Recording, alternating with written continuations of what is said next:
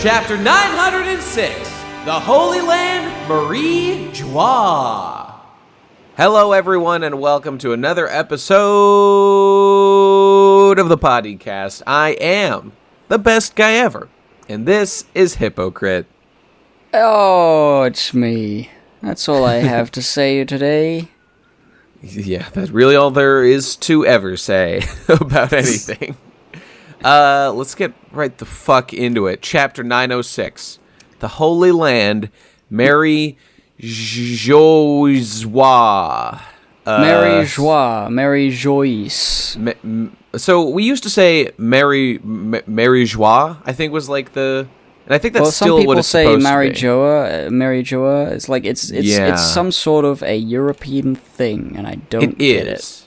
I could really use some katakana clarification from Oda, because people have been like spelling this in different ways for like more than a decade, and he finally clarifies the spelling in this chapter, but doesn't help with the pronunciation very much. I'm just gonna go with Marie Joie. I think that's probably right. Well, I typed in Geoise as it's written, and it's like an Italian cake thing. Wait, isn't it? It's Geoise? Geoise. And it looks like, Genoise or Genoese. Genoese. It's like it's one letter removed from some sort of Italian sponge cake, named after the city of Genoa. So like, really, it's a cake and a city. Well, that's interesting. So if I knew how to say that, I guess I would know how to say this, but I don't know how to say that. So really complete pointless.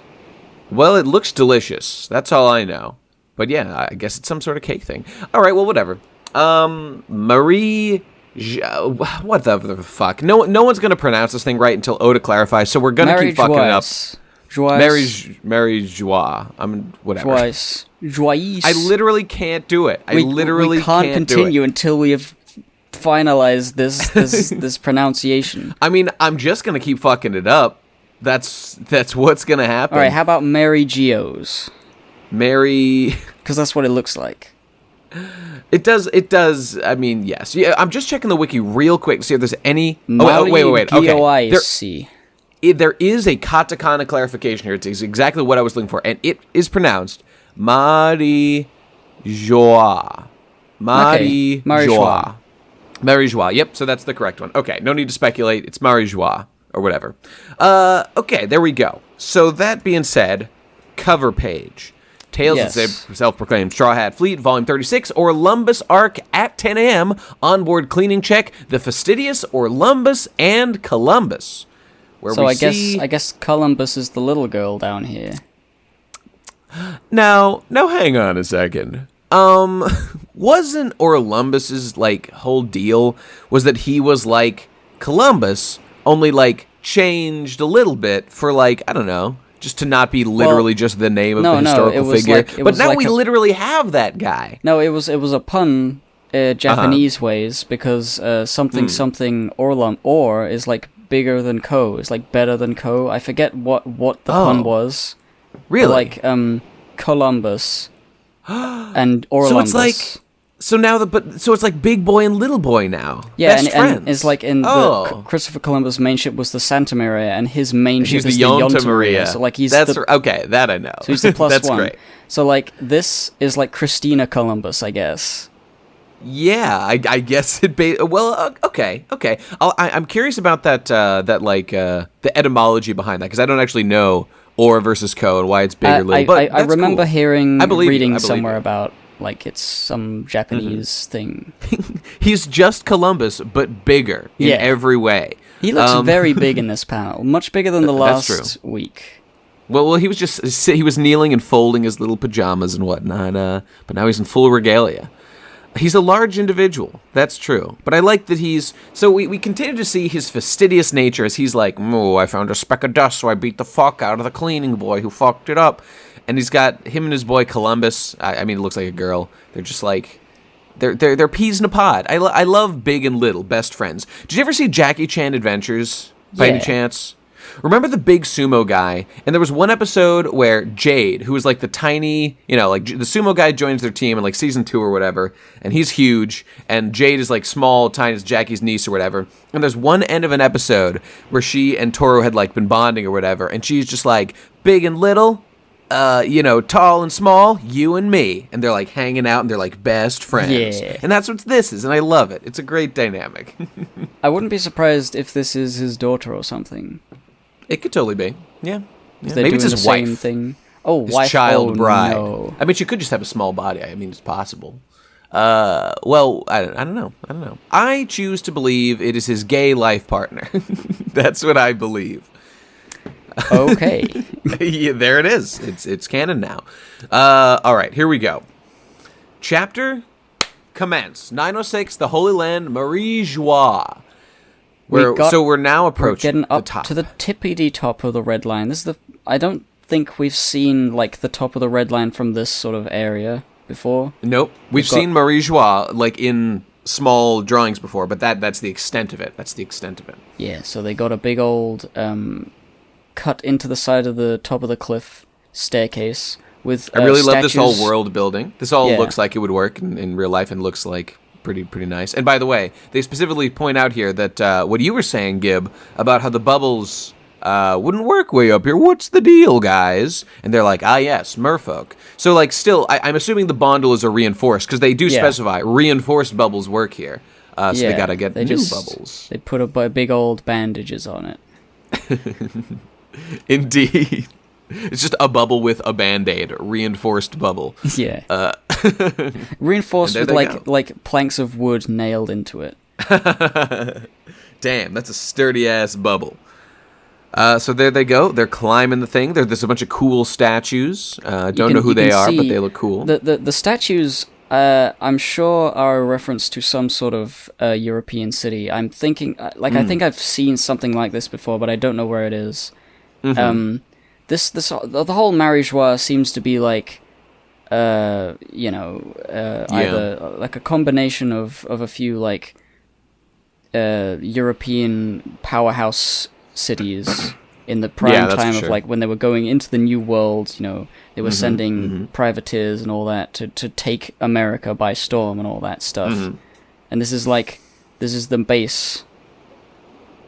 Those stairs are big. You can't see Princess Shirahoshi there.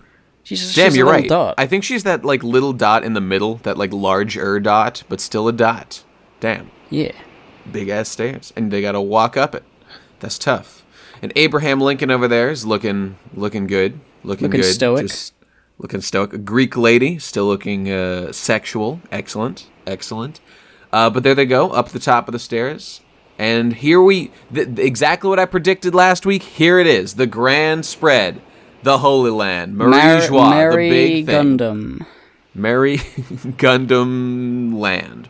And here they are. They finally made it. This is the moment.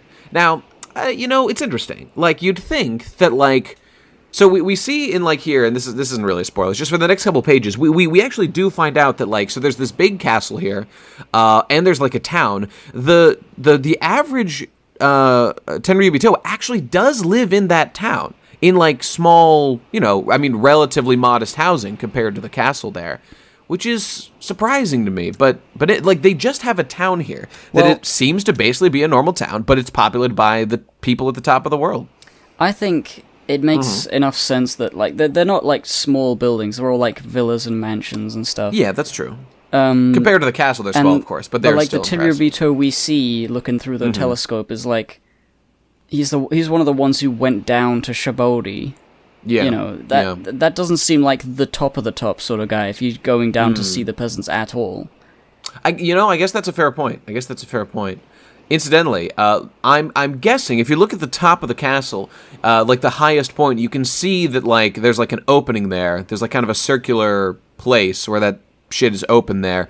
My guess is, I don't know this for sure, but I think from what I've seen, that is the place where we see the Gorosei sit and do their business with that open. I could be wrong, but I believe that looks similar. I mean, if they're anywhere, they're in that building.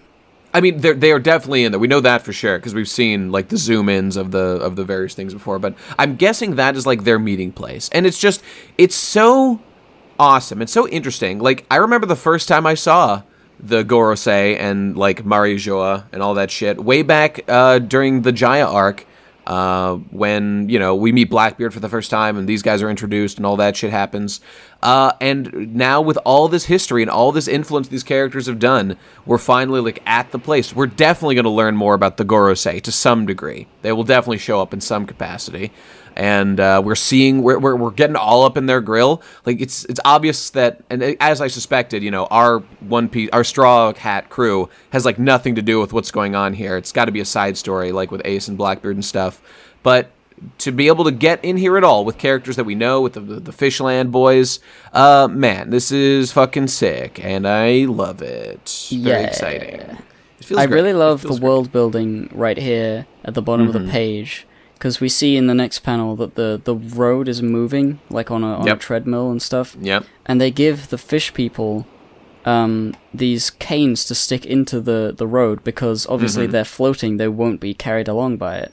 Mm-hmm. So it's like a... Yeah. It took me 2 times the reading to realize that's what that was for. But because they're floating, they gotta grab something. It's just like... I don't know whether they... I can't remember whether fishermen have come to the place before. The way that Fukaboshi is talking, we were curious about this last time. The way Fukaboshi speaks, it sounds like he has been here before. So I do believe this is their, we were speculating. The second time, but the first time for the princess. That's definitely right. I mean, she was locked in a cage for a long time.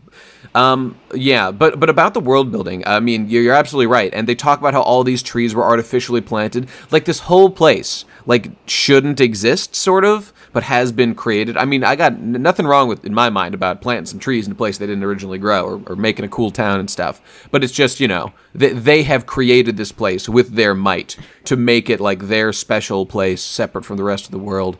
I'm just imagining, cool. like...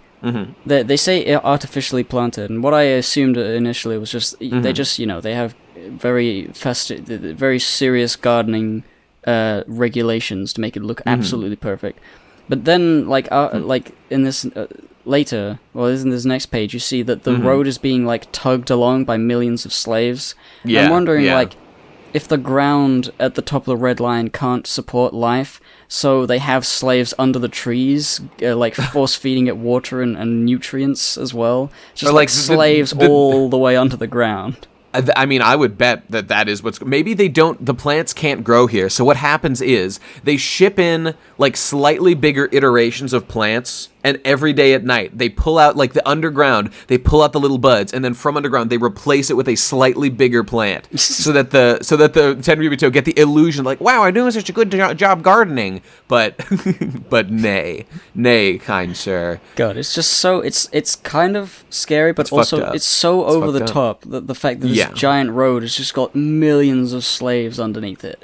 Like I've ridden on escalators. How do I know those weren't pulled by slaves underground? I have no fucking idea. Hey, but I did want to say about this underground railroad, whatever the fuck it is. So yes, this is terrifying that we're seeing the we are seeing the slaves in action. Like, this place is not a paradise. It is a fucked up nightmare land where innocent people are just forced to be slaves, or they won't even be killed. They'll just have their lives made, like, as brutal and terrible as possible for the convenience of their masters. And, like, if a Tenryubito just, like, felt like murdering someone or torturing someone, like, of course they're going to be allowed to do that. They're fucking, slavery's not good, is my point. But I also wanted to say, so...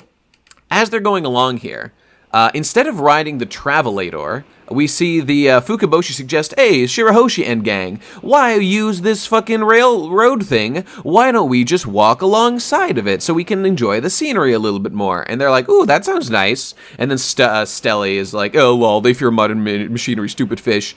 But so, like, what's going on here is... And then we immediately see Fukaboshi being like, oh, I've got a bad feeling. And then we see the slaves, like, making the thing operate. Okay, so, like... What they're doing here is that Oda is, like, writing an excuse so that Fukaboshi won't... So that, like, our good guys don't ride the Travelator and, like, be complicit in, like, the evil system of all this shit going on. But, like, this is such a hollow and bullshit gesture to me. That, like, first of all, how does Fukaboshi know about this shit? Like, I wouldn't judge him for riding this thing if he didn't know it was operated by slave labor. And, like, and furthermore, like, he's complicit in working with the world government. Isn't that really the real problem here? Not riding the fucking escalator or travelator? It is a bit of a, like, just to show that they're... I mean, I think it would have been more impactful, definitely more impactful, if they were just riding it and thinking, oh, this is a pretty nice place, and then we just see that all this nice stuff is being operated by this evil slave labor. Like, I'm not going to judge. Like, what it would be like, this is like hollow and bullshit, and I hate it because, like, Fukaboshi can, like, he can, like, sense evil or something. All right, whatever, dude. But, like, if our, like, heroes were riding this slave-propelled thing like they do by being complicit in working with the world government, which is what they're doing right now, and we see, like, Shirahoshi's cheery face as she's complicit in this evil system. This is just Oda just trying to make our characters be, like, pure as the driven snow. They've got no involvement with this evil system going on, but they do, because they work with the goddamn world government. So this is so fucking bullshit and, like, childish. And, like, if what happens at Reverie is, the revolutionaries disillusionarize everybody about, like, the world government's fucking evil. Did you know the thing you were walking on was a slave thing? Like, them being able to say, well, I didn't walk on it, that's not going to stop them from having a reaction. Exactly. Like, they may as well have just used it because that it would make them like, oh shit, what have I done? I've been complicit in stuff, and it would have been a thing in that way. Like, maybe what Oda could have done is not show us right now that, like have our characters ride on this thing, not show us that slaves operated, and, like, deliberately play up, like, how magical and wondrous everything is, like these travelators and stuff, and then, like, do a grand reveal later after our characters have used it, and then he gives them the deniability of saying, like, we didn't know because we as the readers wouldn't know, and we would only be finding out that all these amazing things were slave labor and, like, totally fucked up systems, and then we could all, in unison, us and the characters, be repulsed and have, like, a unanimous, like, no, we will join the revolutionaries and, you know, want to dismantle the Tenryubito. I think the reason that wouldn't work so well is that we already know that Tenryubito are fucking evil, terrible people. But that just is a problem with our characters in general, because our characters definitely know that they're evil. So the fact that they're even here working with them is making them complicit, and kind of is just a huge flaw in this whole idea. They're doing it, though, to protect their people. So, like, you know, they have to participate in stuff like this so that, you know, don't rock the boat, we keep everything above board, we've got to be friends with everybody so that nothing bad happens to our people. Like, it's just such a hollow gesture. It's just such a hollow gesture to do this. Like, I get it. I know this is for kids, but it's still gay. But anyway, so moving on from there. So we then cut away briefly to see a Tenryubito in his little like villa tower, looking out with his binoculars at the new arrivals, and he's looking with his specs, calling out to Daddy, looking at Shirahoshi and the gang and saying, "Ooh, it's an extra large mermaid," because we know this is the guy who was trying to buy Kami at the slave auction. This is Charlos. So he sees an extra large one with an extra large fish vagina that he's very interested in. So the shenanigans are gonna happen here. Shenanigans are coming. And just of interest to me, we then cut to the big palace, the actual big palace, and it is called Pangea Castle, which of course is, Pangea is the name of the landmass that was formed before the tectonic plate shifted on Earth and all the continents broke away, when the world was one, basically. So it's thematically appropriate and cool. Although I'm sure they call it that despite not actually being the first. Like, that's going to be part of like the secret histories. So they you know, the winners write the world government was formed 800 years ago or whatever. So they, you know, that's fairly recent. They're lying about it. It's not actually Pangea. I mean, that's true. Pangea 2 is the sequel. So inside, we've got socializing happen. This is all the fucking royals. Everyone in the world government is here. They're talking. They're being relatively nice to each other. Cool. Excellent. They're all talking. Oh, they say there's going to be... so the royalty is here with their escorts, family members, they won't have time, blah, blah, blah, because they're going to be so busy for this 7-day conference. Now, I think there's no way Oda is really going to stretch this thing out for like 7 days of like stuff. 7 days in a shonen is an eternity. Well, yeah. I mean, there's gonna. I'm just saying. It's gonna be like stuff's gonna happen the day, and then there's gonna be like the next day. The next day, this. yeah. It's not gonna be like a constant action thing. Things might get interrupted early on, I guess, but yeah, it's probably gonna be like the last day something's gonna happen, but we'll see. So we got the escorts here. We got Neptune, King Neptune, talking to boys, looking pretty cool. I like seeing all the different cultures here. You know, like with our boys, King Tacos and Hamburger. Then you got a bunch of other royals looking good. And then you've got a bunch of guys seeing the big old fish vagina and thinking, I want to get in there. Yes, this is the gross, they want their sons to part, marry. Where all the ugly Tenryubito boys... Well, those aren't Tenryubito, they are simply royalty. Oh, well, yes, royalty. Much lower. I mean, it's the same sort of thing. Like they're... Right. They well, they want her for marriage, which is better than wanting her as a slave or anything. Well, yeah, but like... what am I trying to say? Like the spoilt brat sort of mentality of like, well, I want her. Can I have her, father? Well, that's true. When really we know Shirahoshi only wants to give the big fish vagina to that Gomu Gomu no penis. Gear third. Gear third, of course. He's the only man who can satisfy her insatiable lust, I'm sure. And she does a big old faux pas. She says, get fucked. Indeed, this is a royal, it could be a national incident.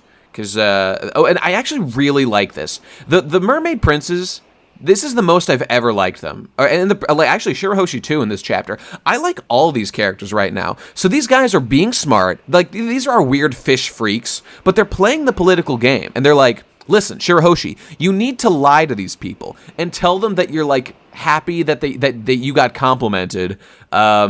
And I even this is some weird utilitarianism right here, and I fucking love it. So Fukaboshi comes in, is like, no, she didn't mean to say that, but like she has a weird accent. She meant to say, I'm also not married yet. Perhaps I'll take suitors later. And then I forget this guy's name. Mamba. It's not Mamba Boshi. Whatever the fuck this guy, like the string bean guy. He's like, listen. You gotta lie to these people. And she's like, but I'm not good at lying. Which is understandable because she'd been locked in a tower for like 15 years. That face of hers is adorable. I love that face. That's a great face. That should be an emote. Then you're right, it should be an emote. He then says, don't think of it as evading the question, or think of it as evading their questions, not lying. So he's trying to make it as easy as possible for this weak coward Shirahoshi to like survive this politically tumultuous landscape. This is cool. You know what? I'm going to look that guy up because I like that guy now. This is the most I've ever liked him. Mermaid, Prince, One Piece. It's Fukaboshi. It's like Momboshi. What the fuck is his name? It is... Dingboshi. God damn it. What the fuck is it?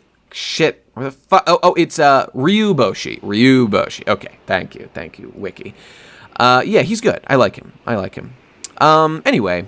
So that's settled. And then next page, you got a Vivi in your face. Bam! Vivi. Hey, haven't seen her. I mean, we've cut away to her, but here she is. Vivi. She's tall. Cool. Remember she looks Vivi? Very tall for some reason, but maybe that's just like the panel. She's a bit taller than Rebecca, who was. I mean, I don't remember how tall Rebecca was. Karu seems to have gotten just like bigger in all dimensions as well. Yeah, he got fucking jacked. He did. He got fucking ripped. You can see his little sippy cup barrel there. It's like tiny that Luffy compared gave to him. He still got that. Wait. Yeah. Luffy did give him that. Oh, that's nice. They remember. So here's Vivi and Karu. They're hanging out with Rebecca. Remember Rebecca, you guys? Who canonically has given up claim to the throne, I think. She wants to live with her dad. So she's just the lady in waiting of Viola. But Vivi's a full-on princess, and she's just like, oh, look at these little dwarfs. They're adorable. So she's talking with, like, Leo and Rebecca. So Dressrosa meets Alabasta is what's happening here. And it's fucking dope. It's fucking cool. Yes. I mean, these characters, these two girls look very, very similar. They sure do, buddy. They sure do. It's like... What are you talking? One has bangs and a braid. The other has long hair and like two strands. Like I can't even. They're like two different species, basically. It's just like sometimes a moment like this happens where it's like painfully obvious how similar so many of Oda's female characters look. Oda and hot girls, you know.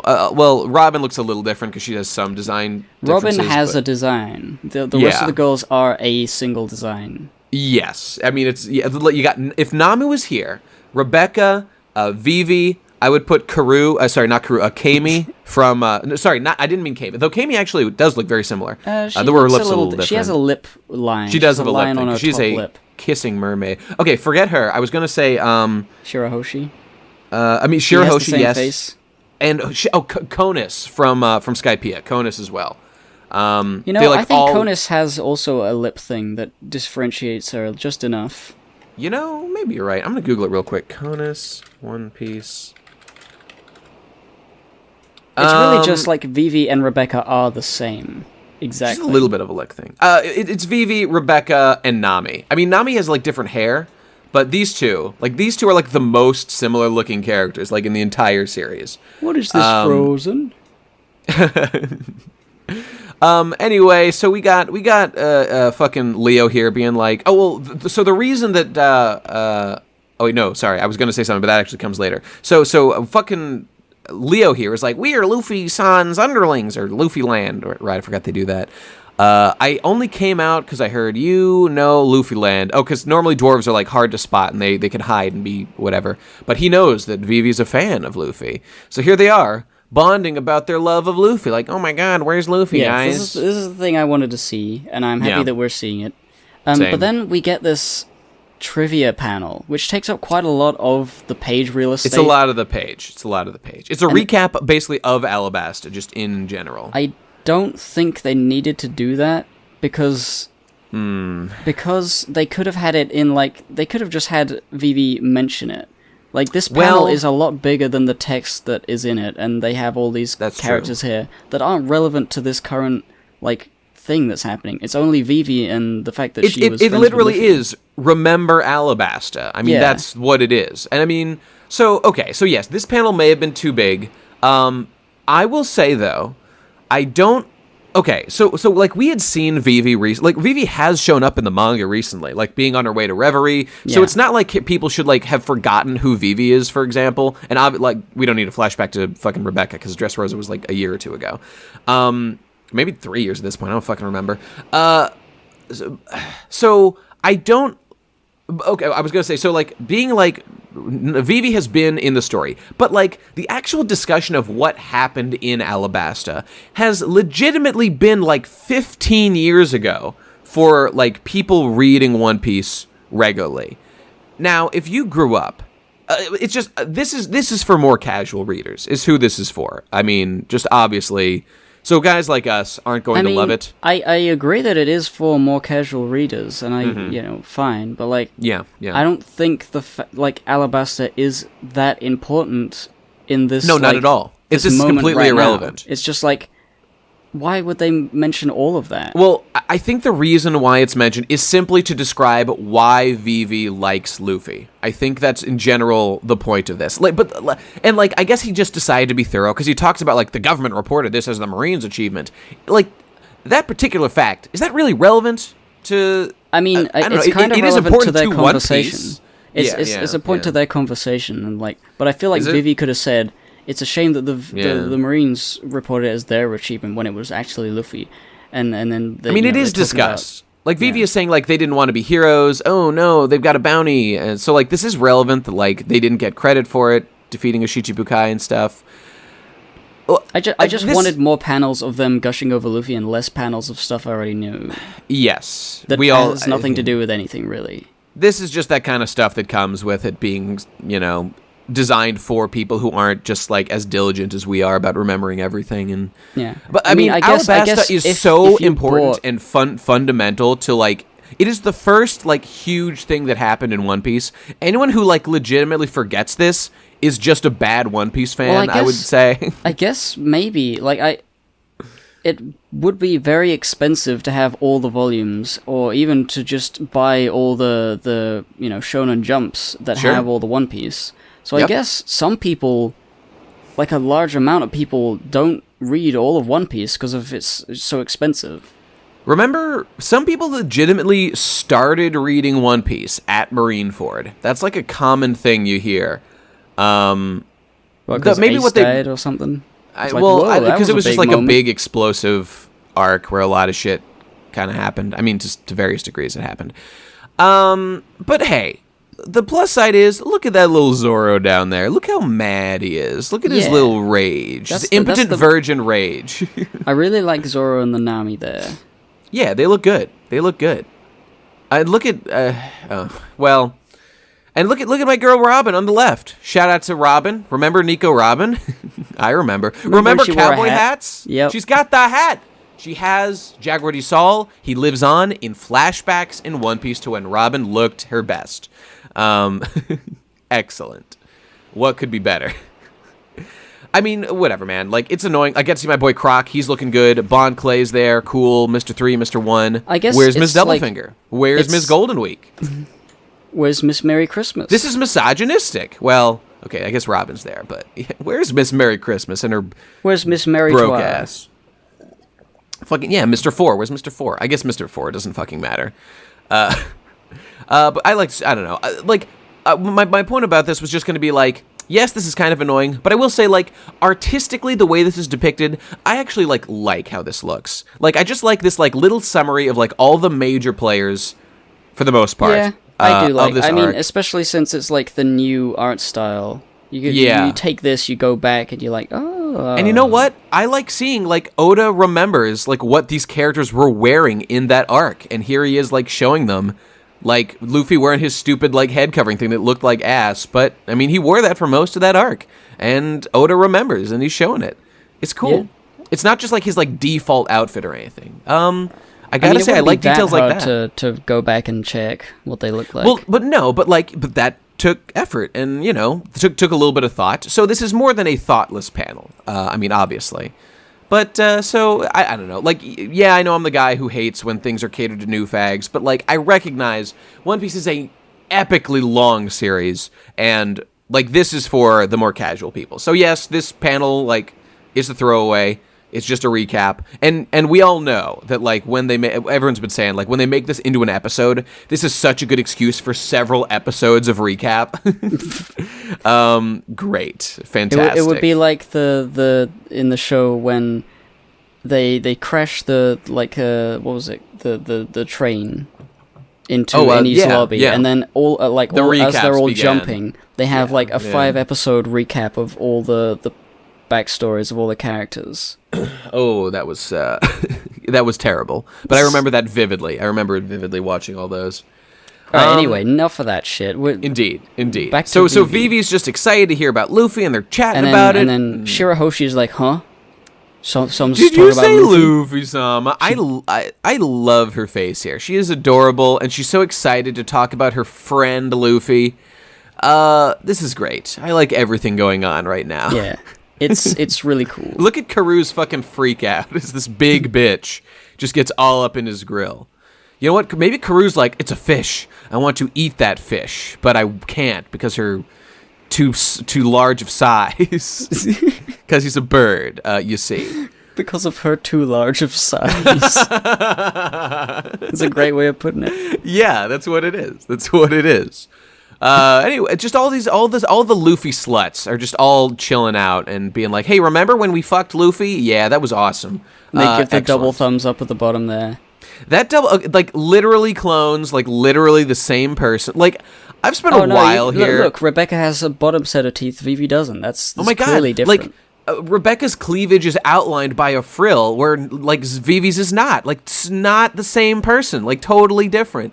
Like, I feel like Oda really tried to, like, make some differences here. Like... Yeah, the hands are slightly different like, sizes. The hands are slightly... Oh, Vivi has, like, a slightly more, like a boxy thumb, whereas, fucking Rebecca's is, like, more round on the tip. Dude, totally different character designs. What are you talking about, haters? No. Incorrect. They are the same boy. I still like Vivi though. Some people, I mean, Rebecca sucks, but I like Vivi. Some people really get hung up on the girls looking the same. Honestly, it doesn't affect. Funny. It doesn't. Yeah, it is just funny. It doesn't actually make me upset at all.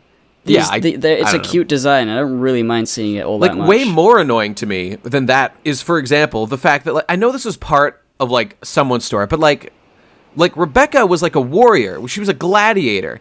And like I feel like because she's like the Nami type of like hot girl, Oda like didn't want to let her fight. So instead like Kairos just did all the fighting for her. And like I know that kind of makes and currently like she's not a fighter in any way. Like she like Vivi has been continually referenced to like have her rebellious pirate streak.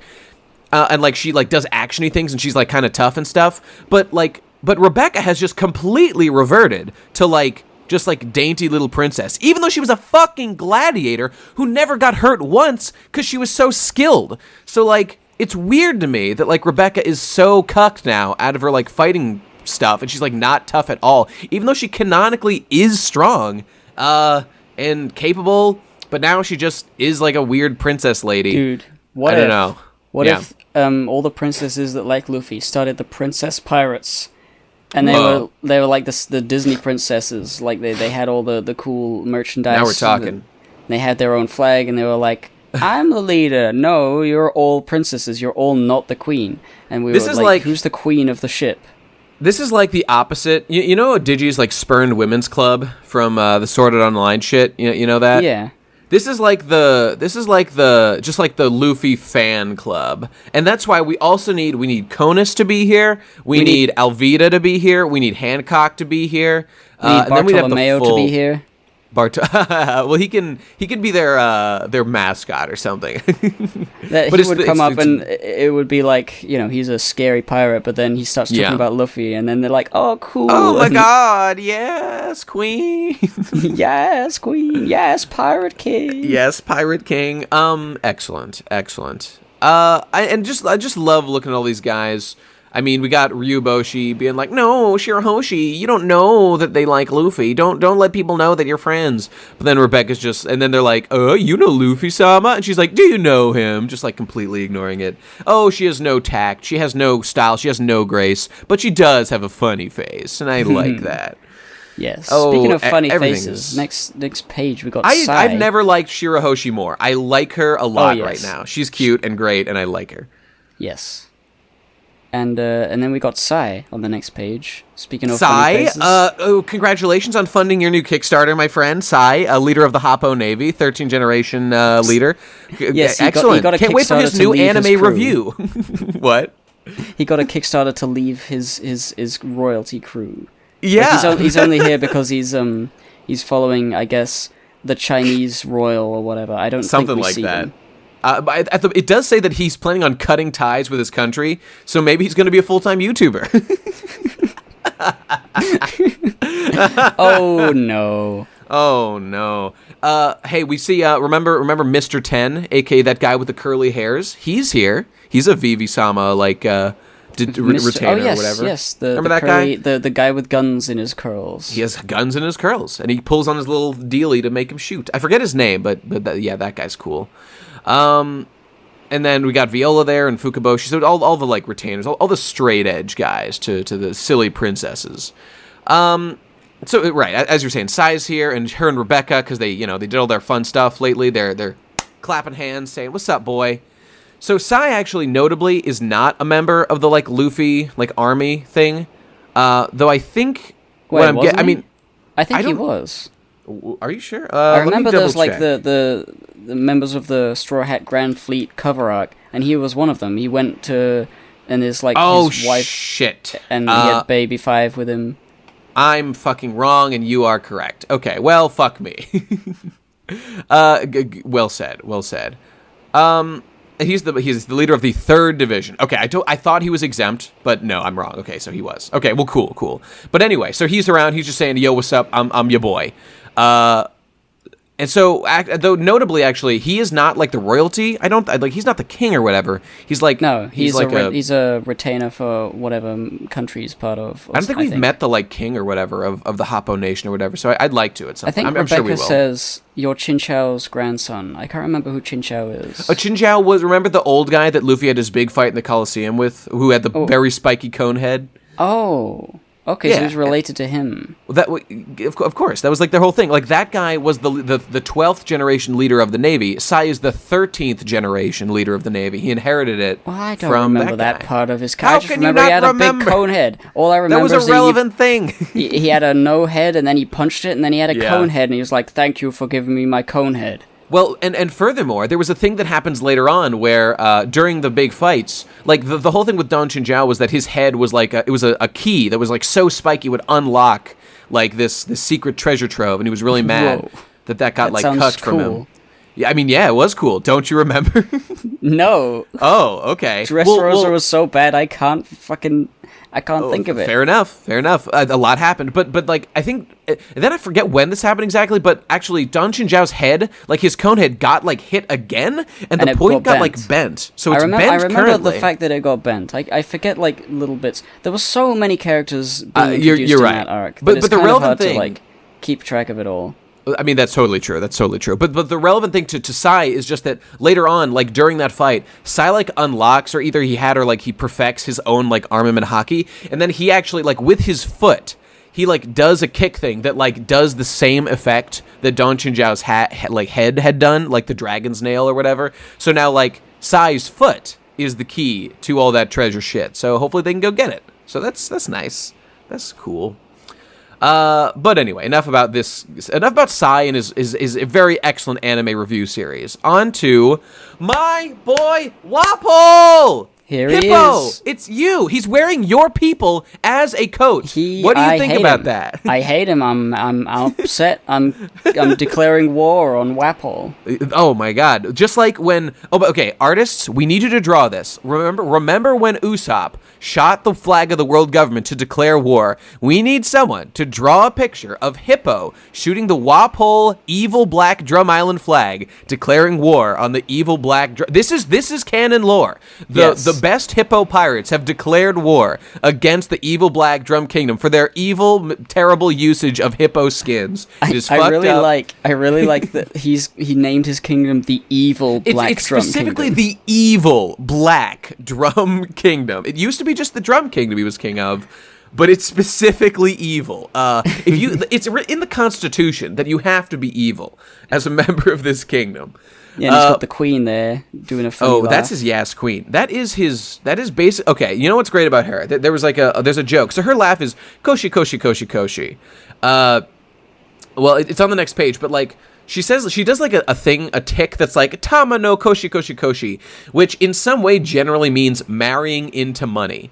So like her laugh is like, oh, I'm a thought. She is literally a Twitch thought marrying into money. I mean, she was like Miss Universe or whatever, so like that's what she is. She's a professional thought, regardless. But I love it. Oh my god, I didn't even notice this. Look who she's holding. Look who Kinderella is holding in her hand. It is the little dog. It is the little dog in his first mainline One Piece appearance. Well, actually, he might have been on like a page or two before when Wapol was like shown briefly. But he's here. He's at Reverie. The dog that Wapol made, like the first thing he ever made, is here. That pissed on everything, including Wapol. Oh, this is so much for my heart. I'm so happy to see this. And he references when Luffy blasted him away. Oh, fuck. I love it. They kind of have to reference that, because like the cover page was the only real like information we got about Wapol. Absolutely. I mean, this is the creator of Wapol Metal, the king of the evil Black Drum Kingdom, who made his way. He made his kingdom so successful. He founded a new kingdom, which is impressive. To be invited back with the new kingdom into the world government, like that's impressive. This guy is fucking killing it. He's more powerful now, canonically, as the leader of like a capitalist enterprise than he ever was as just a king of a kingdom with lots of doctors. Yeah. And then at the bottom, we got the little Wapol trivia detailing what's going on. And see, this is another one like this, like, again, anyone who doesn't read like the cover arcs and like doesn't know the ins and outs is a shitty person way worse than me and a fool. But I get why I like cover this one more because it's not just a recounting of an arc you should have read. It's something that you may have missed. But you should have read the cover arc too. So is that really a get out of jail free card? I'm okay with it mostly because it's just a much smaller panel. It doesn't take up a whole third of the page. I do like that. I do appreciate that. And look at Wapol, just having such a great time. Oh, and Luffy in his outfit, like in a pose from Drum Island, and then we see the new kingdom on the left with all the money flying. Everything about this is great. I love it. It's a little bit like I like just the artistic design of this panel more than I am annoyed by doing a recap for new fags or people who speed readers. So I'm just positive overall with the inclusion of this one at least. Anyway, so moving along here, we see Vivi giving him the shaft. Now, if you remember, folks, there was a moment when, I think this was during Drum Island, like Vivi had an incident as a child with Wapol where, it might have been during Alabasta, I think it was during Alabasta, actually, after we found out she was we might know she was a princess during whatever. The point is, there was an incident where, like, Vivi, like, bumped into Wapol, and, like, Wapol specifically was like, hey, do you want to start an international incident? It almost started a war between Drum Island and Alabasta. But, like, Vivi, with her, like, princessliness, like, handled it well and was like, oh, I'm so sorry, Wapol-sama. Please forgive me your greatness. And it totally deflated the situation. But, so these two actually do have canonical history. And that's cool. And that's cool. Yeah. I like Vivi over there. She's very mad. Yeah. She's very mad. Well, I mean, he is literally, like, mocking her sickly, dying father. So that's, he's like, yeah, he's looking great. Lol, I was just kidding. He's not looking great at all. Fucking got you. Damn, that is evil. Excellent. Yes. And his wife is just loving this. That is the funniest joke of all time. Incredible. Incredible. I think she's a bad influence on him. She's making him more of a jerk because she just laughs to his evil black jokes. What a bad his boy. Evil black jokes. That's what he does. Now that I'm the evil drum king, I make evil jokes. I'm a jerk now. I have a mustache that I twiddle. Twiddle, yes, that's what he does. Oh, my fucking nose. And then we got Dalton. The snot fruit still, the after effects are lingering. But yes, here's Dalton. Remember him? New king of Drum Island. Yes. Or rather, of Sakura Kingdom, as it happens. Yeah, and we got Kureha, and we got one of the like Yeti bunny rabbit guys. Yeah, who I think work as assistants to Kureha now. But fucking Dr. Kureha is here. Like, what? Didn't expect that shit. Cool. Yeah, I was just talking about her last chapter. I didn't expect her either. Yeah, like, right? And she does the thing. She does the, are you asking for the secret to my youth? And, like, everybody who shows up, they all, like, do their gimmick, you know? And that's her gimmick, doing the, ooh, I'm an old bitch, but I have... I mean, Oda has canonically said, like, she's, like, 130 or something, and One Piece characters live to be, like, 140. But Oda has said, like, with Dr. Kureha, and yes, she, like, looks old in her face and stuff, but she's got a rockin' bod. And he has said that, like, sickly people who are going to die in a few years do not show off their midriff in the snow, as she does most sexily. Yes. Dude, I bet she's like a G-MILF lover's dream, you know? Because she's good to go. She's good to go, but she's got that wrinkle. She's got that precious, precious wrinkle that they love, I assume. I am not a G-MILF lover, I swear. But anyway, so of course, fucking Dalton, who more or less ousted, I mean, yeah, he was part of a plot to oust fucking Wapol. Here they are. They're going to have some bad blood, like Taylor Swift over here. And he's yelling at Dalton for being a jerk and stealing my kingdom. That was not cool. Oh, this is great. Oh, this is all good. But Vivi and Dalton are hanging out. I really like nice. His weirdly happy face about when he was talking about Luffy at the bottom of the page. Like, Wapol's like, fuck you, bitch. And he's like, I'm a bull. And he's like, oh no, he's a bull. And then he completely ignores his, like, threats. And he just doesn't give a shit. Like, he's a warrior, you know? He's a tough guy. He knows what's up. He does a face I don't think I've ever seen him do before. Because he's always that happy mad. one? Yeah. Dylan's a little bit of like I mean, he could be occasionally kind of silly, I think. A little smiley boy. But, I mean, he is a pretty stern guy. Yeah. By the way, I just wanted to ask. So, we've known for a long time that Dalton became king, but I've never really asked it before. But, like, why exactly does Dalton, like, get to be king? Like, isn't it... Like, I know Wapol was, like, an evil king and all that, so they ousted him. So, like, that's fine. But, like... why did they just pick Dalton? Like, the people, like, elect him, basically? Did. He didn't want to be, but then they're like, no, you're the best person for the job. You save everyone, you're a very strong lad. You help all the people, and he's like, And, like, he was, like, the leader of the Royal Guard or something. He was, like, a retainer, so, like, he's involved in, like, the kingdom. It's just, it seems strange that, like, just anybody could have, like, just become the king just by being... like, in democracy, that's exactly how it should work. I'm just surprised that it works that way here. I think they literally... Like, in real life, when you kill the king, you can become the king because you have the power. I guess you're right. I guess it's simply that. They just deposed the king and did whatever the hell they wanted to do. And they wanted Dalton to be king. Yeah. Yeah, all right, well, fine. But the world government recognizes him as king, too, which is interesting. I mean, it's as long as you have a kingdom. Like, I feel like the world government thing... They must as long get as you, something like, out of pay it. your It's probably dividends. like pay taxes to the world government or something. Like, you're technically the kingdom. Doesn't matter who you are. They got the Wapol with the evil Black Drum Kingdom. He made that out of nothing. Yep. He made that out of a capitalist enterprise, and he somehow turned it into a royalty. So, like, of course, that's true. They'll good take point. it all. They'll take it all comers. As long as you got money, as long as you got land, you can be in.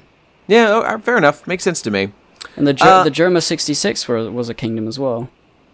That is true. They're like a mobile kingdom, but they've said that they're not going to be here, which mobile is... suit kingdom. I wish they honestly were here, so we could like see them do more than like the nothing they did in Whole Cake Island, basically. Yeah, but then they said, "Oh, you're not allowed," I guess.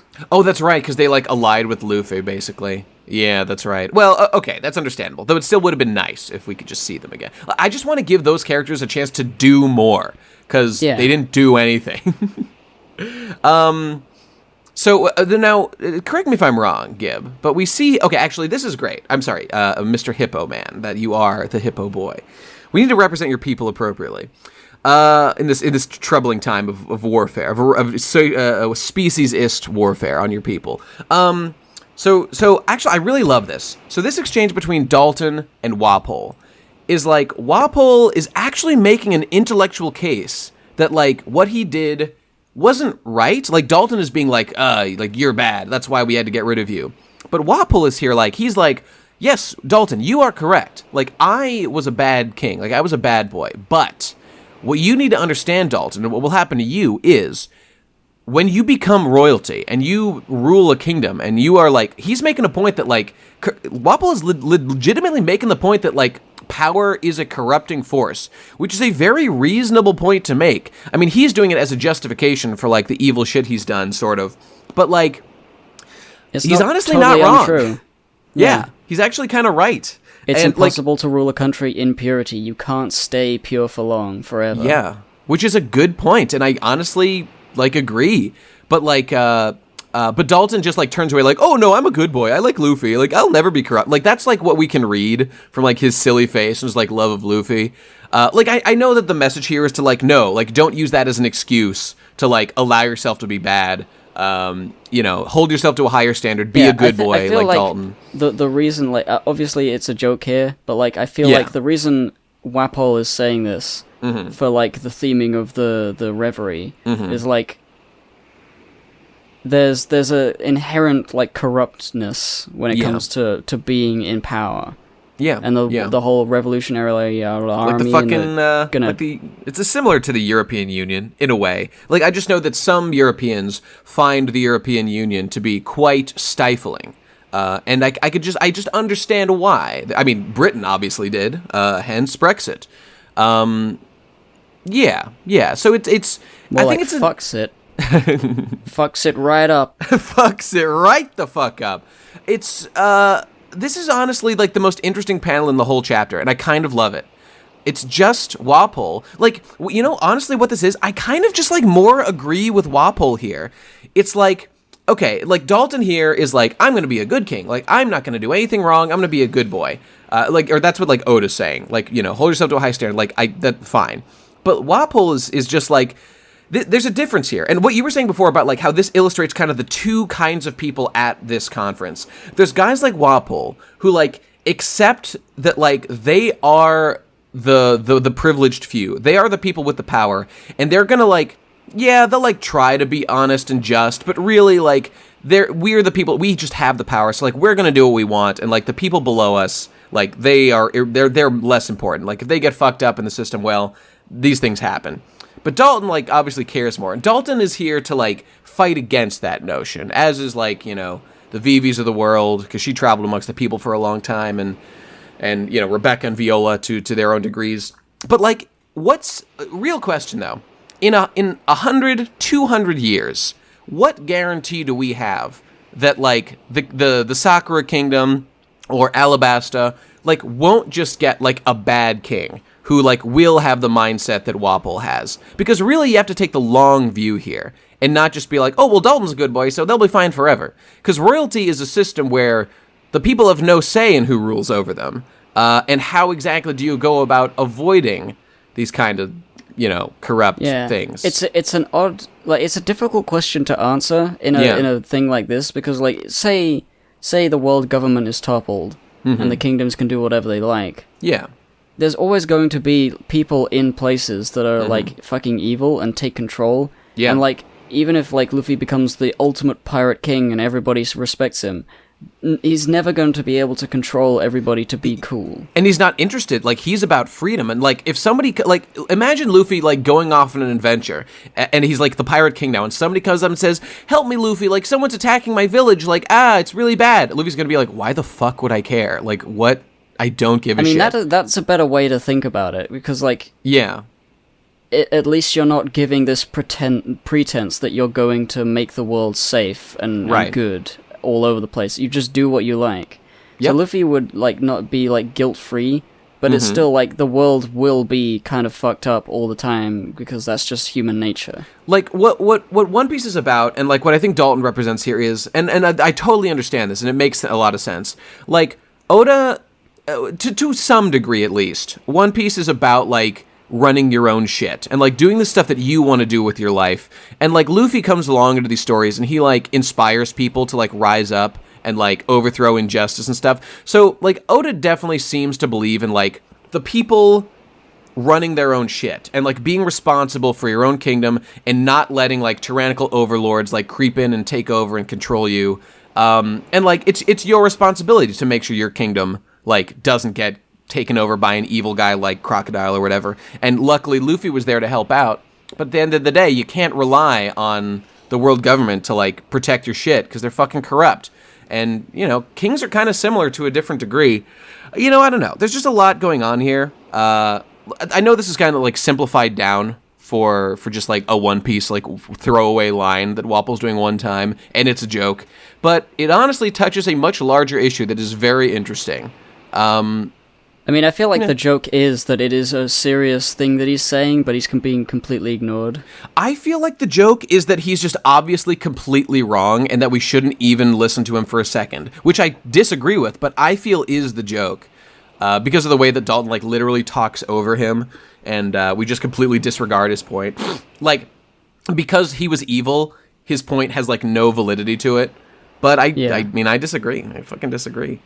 By the way, can you, Gib, you are a draw person. I mean, Hippo. Yes. Please explain to me what's happening in that panel where Dalton is making that silly face. Like, look at that, like, dust. Is Wapol running away? If so, why? I think it's Wapol who's running away from him. Why? It's just like, why would he run away?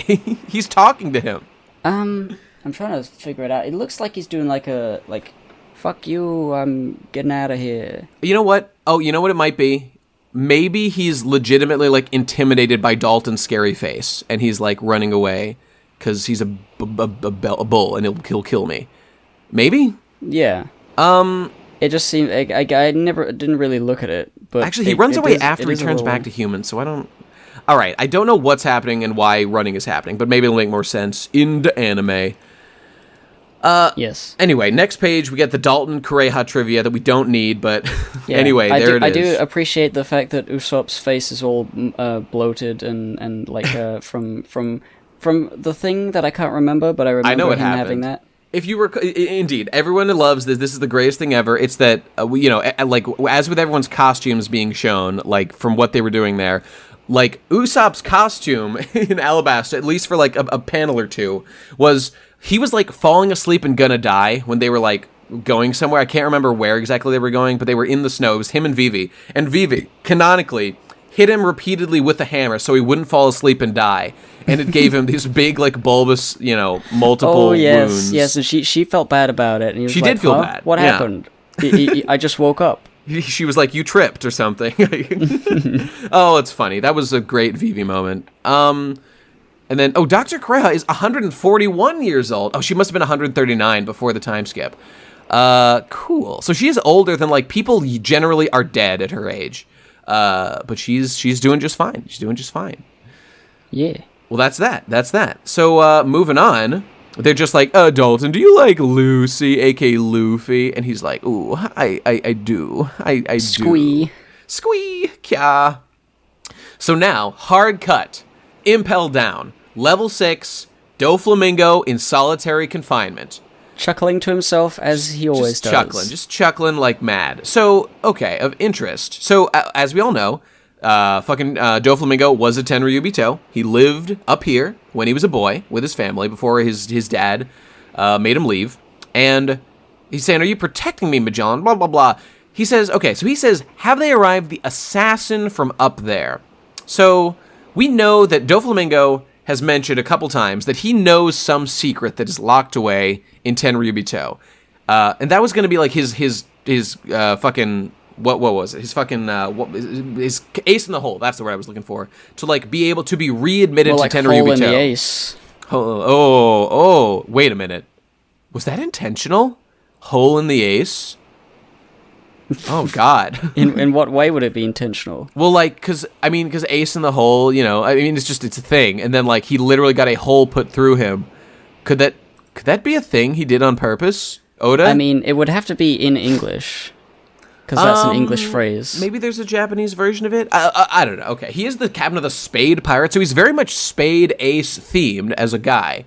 Okay, well, whatever. Moving on. So Dofi here is talking about assassins being sent. Man. Dofi has like a very positive attitude for a guy who's like locked away in solitary confinement and like literally chained to the ground.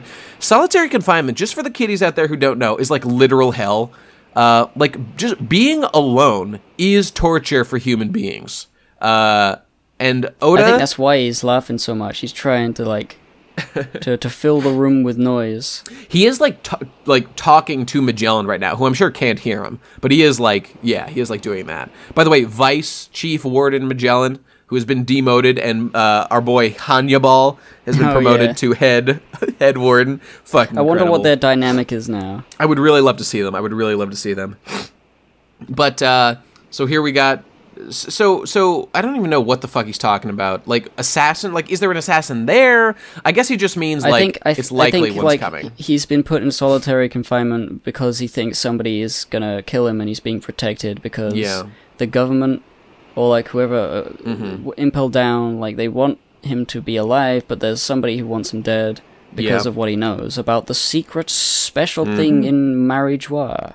And he's talking about, like, why can't we just reveal it already? Power degrades quickly. It will rot away in no time at all, power. I mean, he might just be speaking, like, kind of metaphorically there, but it's interesting nonetheless. Maybe he means that more literally. So here we are in Marijois, and then we cut back, and we see... A cloaked figure holding Luffy's bounty poster and another one that we can't see behind it, walks into what appears to be a sealed secret chamber in the this is in the castle, in Pangea Castle.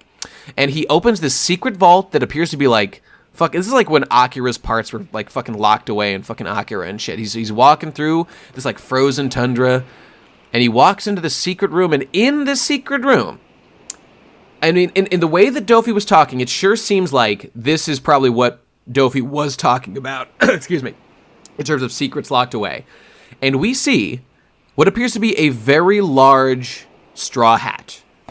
A very large Luffy straw hat. And based on the size of the posters that this person is holding, it appears to be very large. Yeah. And this is a very tall, like, wearing a crown. Like, we don't know who this person is. They're very interesting. They're very thin. He's got like Gwyn's crown from Dark Souls. I've heard he does. I've seen some people say like it's Vegapunk. I mean, we have no reason to believe that, and we actually know that Vegapunk is not in Marie Joie right now. So it's not. So we don't know who this person is at all. Yeah, he's kind of uncharacteristically thin. Yeah, for a One Piece character. Like even though there are a lot of tall characters, they usually have like a weird, funny hat or hair or something about them. This guy, it's an interesting design, and the very tall, thin crown. I mean, maybe I don't know. Here's a thought: maybe it's the really thin member of the Gorosei. Like that guy was pretty thin. I mean, I don't think that's actually this guy, but no, we really just don't know. We have no way of knowing. Yeah. There's things to be discussed, but there's nothing concrete to go on. So, but what do you think? Okay. Now, there's what I want to be the case here, and then there's what I think is more likely to be the case here. So what I want to be the case here is, okay, based on everything we can see, it looks like this hat was locked in cold storage. Like this has been here for a long time, this very large hat. Yeah. This is extremely troubling, because... I'm gonna say that if this means that the straw hat Luffy has that was given to him by Shanks, which was given to him by Roger. Yep. If that hat Roger had turns out to be a special secret thing, like a key to One Piece, it will invalidate a lot of the entire series. That is absolutely correct. Because, I just want to take everybody back on a journey real quick. Remember One Piece. Remember early One Piece, when things like Luffy's hat were talked to be, were considered personal treasures. Because a lot of One Piece early on, remember that dog? Remember that fucking dog? This is the first example. Way early in One Piece, in that town that Buggy's attacking. And Buggy, there's a dog food store that this dog's owner had owned and operated, and that guy had died, but the dog still protects it every day. This is in Orangetown or wherever he fought Buggy. That store gets burned down, but the dog saves one bag of dog food. And the point is, that building has no value. Nothing is there anymore except for the memories. But to the dog, that is a personal treasure that the dog is willing to defend with his life. And throughout One Piece, we have constantly been told that what matters is not the big treasures we're hunting. What matters is the individual personal treasures we have, including Luffy's motherfucking straw hat. That when Luffy was fighting Buggy, that was the most the hat ever got damaged. It got stabbed through the hat, and it got 3 big slashes that we can see to this day.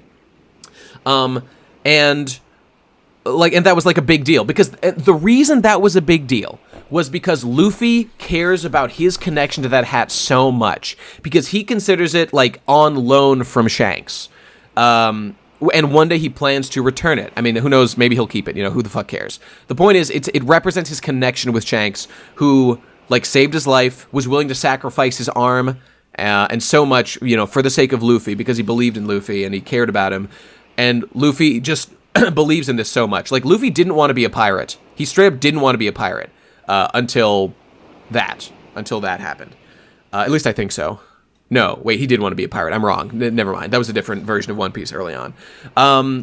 So the point is, the hat was his personal, special connection with things that he mattered, and the entire fucking point of the fight with Buggy is that it is a worthless, shitty hat that has no value except to Luffy. Luffy's love of that hat is what gives it value. And obviously, and Shanks cared about it. I mean, we inferred that Shanks cared about it in the same way. And then, as soon as we learned that it was, Roger's hat, red flags were raised. But it still could have just been a hat that he loved. That's totally possible. Yep. But now this thing being in Marie Joie, presumably, in stasis for who knows how many years, hundreds of years maybe, was I don't know, an omen or a symbol of the will of D or something ridiculous. That's the idea, it seems. Dude, if you turn a straw hat on its side, it kind of looks like a D. Whoa. I'm going to unequivocally say this is the most worried I've been about the writing of One Piece ever. This is incredibly... If this is what it seems like it's going for, this is some fucking Bleach, Naruto, Destiny, worst case scenario bullshit. That, like, if One Piece from the start had been about, like, I know, like, Destiny is kind of a factor with, like, Luffy's all, like, so lucky, but, like, everything that's happened to Luffy is explainable in some ways. Like, Luffy's really good at, like, getting people on his side. He's made the right allies at the right time. Like, when Luffy was quote-unquote, like, saved by destiny, by the lightning striking Buggy, like, the theory is very active that, like, that was something Dragon did to save Luffy's life. Like, people think, I think that. And I don't think it was just a miracle that Luffy got saved at the last possible second from Buggy executing him. But it seems like the sort of thing, like, Dragon was waiting for Luffy to show that he was, like, ready to die, and then he was going to save him. Like, Luffy getting the hat was basically a coincidence. Like, I know Luffy is the main character, and that's, like, the only reason we follow him is because he's the main character, and he's probably gonna, win One Piece. But, like, narratively speaking, like, Luffy just happened upon this hat. And, like, and why the fuck would Shanks, like, okay, yes, it is entirely possible that from the start, Oda intended the hat to have, like, some greater significance, and to, like, do something, important, and, like... I don't even think it's, like, whether or not he intended this to happen. This is just not good writing, because... No, it's not. It's like, oh, it just so happens that this whole time, all of your, Luffy, you are not the main character because you're really strong and strong-willed and really want to do the best you can. It's because you have a secret connection to the secrets in the secret place. Like, I already dislike, frankly, enough the whole idea of the D-Clan. Like, I pretty much just dislike it because I want Luffy to achieve things on his own merit as opposed to, like, some Destiny bullshit. But, like, in some ways it's kind of cool. So I don't begrudge it, totally. And I mean, I don't know, like, I was talking to people in the chat, in the pod Discord, and, like, I don't know, like, no one was making a case as to why this was good writing. They were just making a case as to, like, why it would, like, make sense narratively, and, like, why it would be, like, acceptable. But I don't care if it makes sense narratively. I would rather just have, like, good writing. And... The only thing that This is completely contradictory to, like, the early One Piece moral that I was talking about, like, personal treasure, in which the fucking Straw Hat was the prime example. It's a fucking straw hat. It's not, like, a Destiny weapon, secret key, magic, unlock life and destiny of the planet. It's like it's a fucking straw hat. All the poneglyphs say, turn your hat inside out, and then you can use it as a fucking laser beam. Exactly. Whoa. Like, that's the bullshit. We're, like, can we please step away from, like, the 20 years of reading One Piece and be like, oh my god, Straw Hat means Luffy. Like, Straw Hats are so important. Straw Hats mean fucking nothing. Straw Hats are completely fucking worthless and have no significance to anything except that Luffy likes the one he owns. That should be it. It's kind of like what, like, the Star Wars movies after episode 6. Yeah. Where, like, they bring back things because the viewers know and love, like, all these things, but they're not actually,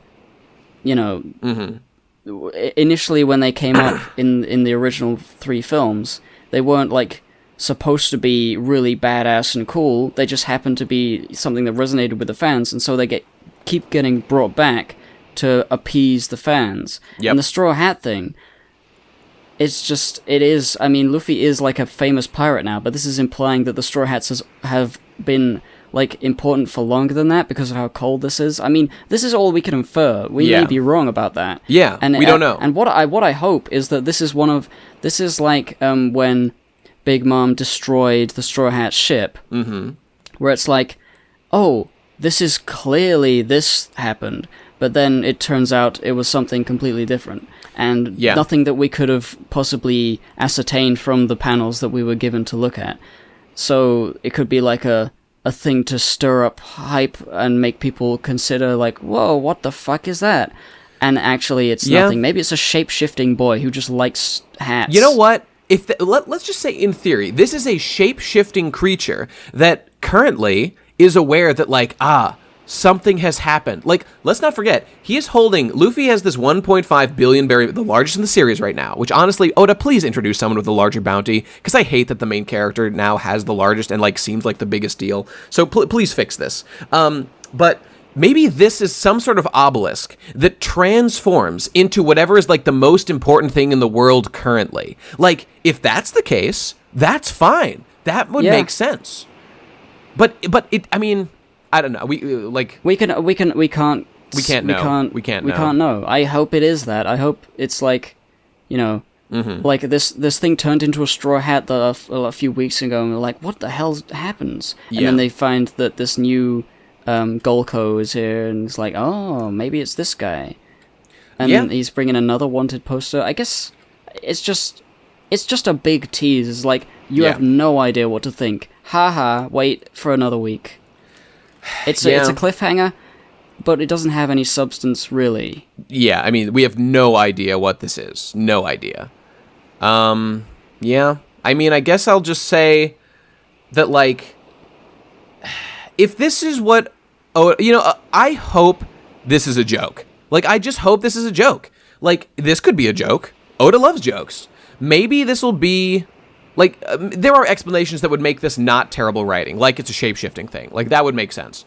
But, like, straight up, if this hat had been sitting in this room for 2 years, like Luffy became famous 2 years ago, this guy came and put a big hat in here 2 years ago, then the time skip happened, like... This hat looks like it's been sitting here for 2 years. Like, I'm happy to buy that. That would make narrative sense. I don't know why he would put it here. And maybe there's just something under the hat, and this guy's just a big fan of Straw Hat Luffy. Totally possible, and not bad writing, and would be fine, and would be totally fine. Again, maybe it's a shapeshifter, maybe something about this just displays something important that's happened in world events. Who the fuck knows? But I will say that just people will come at me with, like, I know people will already say it. They'll be like, if this is what Oda intended, that, like, the hat was tied to some Destiny Willa D bullshit, I'd say, like, if that's what Oda intended all along, people will say, like, well, it's what Oda intended. Like, why are you criticizing, like, what Oda's intention was all along? Like, if that was Oda's intention all along, then I just don't like what Oda's intention all along was, and I think it was a bad choice, because like, Oda has said he's known the ending of One Piece forever.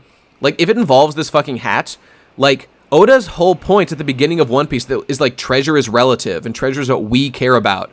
And the hat being a Destiny super weapon is just embarrassing, and, like, undoes so much of that.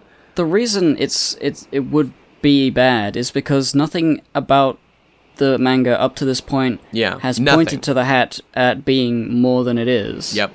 And if it's that just the audience, like, love the hat, like, that's a terrible reason to do something.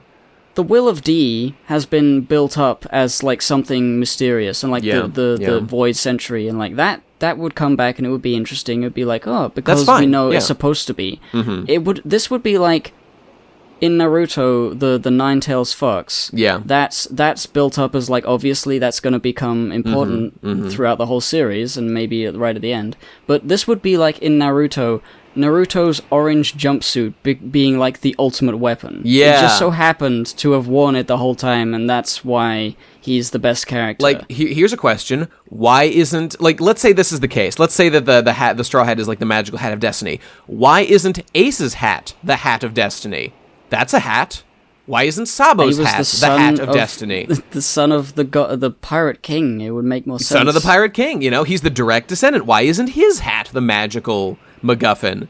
The people who are, like, defending this, even if it is, like, the Destiny item, like, just don't. Please don't, because you're just wrong, and it would be embarrassing.